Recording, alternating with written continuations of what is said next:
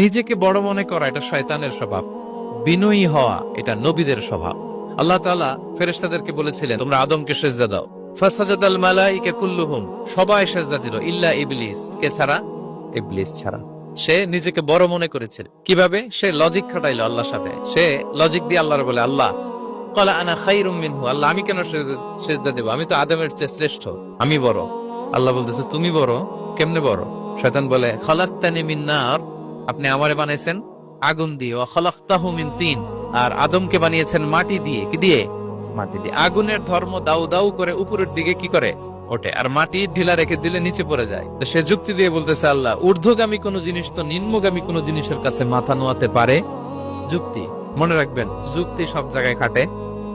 আমি বড় বলার সাথে সাথে দৃশ্যপট পাল্টাই গেল। আল্লাহ বলে বের হ, তুমি অভিশপ্ত, তুমি লানত প্রাপ্ত, তোমার স্থান হবে জাহান্নাম। নিজে যাকে বড় বলে বড় সে, লোকে যাকে বড় বলে বড় সে হয়।